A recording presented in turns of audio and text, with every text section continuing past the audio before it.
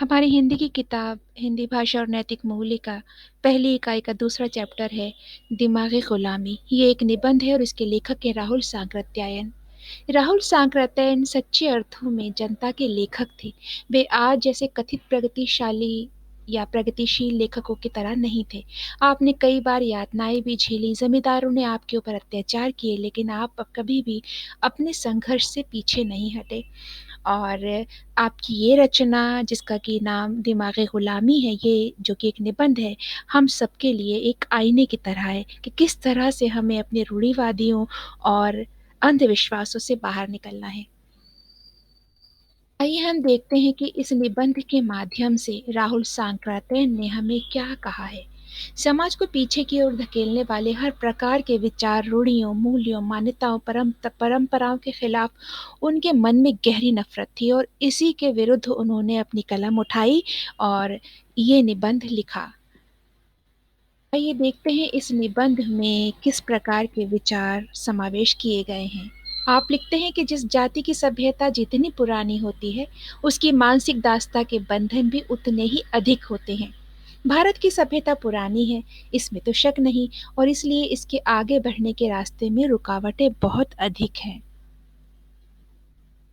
इस निबंध में आगे राहुल जी लिखते हैं कि झूठ सच जिस भी तरीके से हो, अपने देश के इतिहास को सबसे अधिक निर्दोष और गौरवशाली सिद्ध करने, अर्थात अपने ऋषि मुनियों, लेखकों और विचारकों, राजाओं और राज संस्थाओं में 20वीं शताब्दी की बड़ी से बड़ी राजनीतिक महत्व की चीज़ों को देखना हमारी इस राष्ट्रीयता का एक तरह से अंग बना हुआ था। और हम अपने इस इतिहास को लेकर बहुत अभिमान में डूबे रहते थे और झूठी मूठी बातें हम लिखते थे कि किस तरह से कितना पुराना हमारा इतिहास है और कितनी पुरानी हमारी मान्यताएं हैं। परंतु ये सोच मनुष्य को कहीं न कहीं समाज में पीछे ढकेल देती है। आप लिखते हैं कि प्राचीन काल के गर्व के कारण हम अपने भूत के स्नेह से बंधे हुए थे। इससे हमें उत्तेजना तो मिलती थी, लेकिन हम आगे की ओर बढ़ नहीं पाते थे। और आप लिखते हैं कि अगर उस समय हमें दिमाग खोल के और चीज़ों को समझ-बूझ के अगर हम अपने आगे के प्रयास करते, तो हम वास्तव में इस विश्व के पैमाने पे बहुत आगे बढ़ सकते थे। लेकिन इसके बदले हम अपनी मानसिक कुरीतियों और मानसिक जो कहना चाहिए गुलामी है, उसमें बंध के हम अपने सपनों को देखते रहे और अपने आप पे गौरवान्वित होते रहे। आप लिखते हैं कि लोगों के मिथ्या विश्वास क्या 1-2 हैं कि जिन्हें हम एक छोटे से लेख में लिख दें? इसके तो मिसिल के मिसिल हैं, फ़ाइल की फ़ाइल हैं। मतलब इन बेवकूफ़ियों के भारी भरकम बोझ को सिर पर लादे हुए हमारे नेता लोग समुद्र पार कर जाना चाहते हैं। कई बार आप लिखते हैं कि कई जगह ऐसा होता है कि सिर्फ़ अंधविश्वास के चलते बहुत सारे नुकसान हमें उठाने पड़ते हैं। आप लिखते हैं कि हमें अपनी मानसिक दास्ता की बेड़ी की एक-एक कड़ी को बेदर्दी के साथ तोड़कर फेंकने के लिए हमेशा तैयार रहना चाहिए। वह उसके कच्चे-पक्के सभी घरों को जलाकर खाक कर देगी और हमें नए सिरे से नए महल बनाने के लिए नींव डालनी पड़ेगी। इस तरह से महापंडित महाविद्रोही राहुल सांकृत्यायन की परंपरा सतत प्रगति और प्रयोग, यथास्थिति विरोध तथा सामाजिक सांस्कृतिक क्रांति के अविरल प्रवाह और जनता से अटूट जुड़ाव की परंपरा है। निरंतर गति और सतत प्रगति ही राहुल के जीवन का सार तत्व है।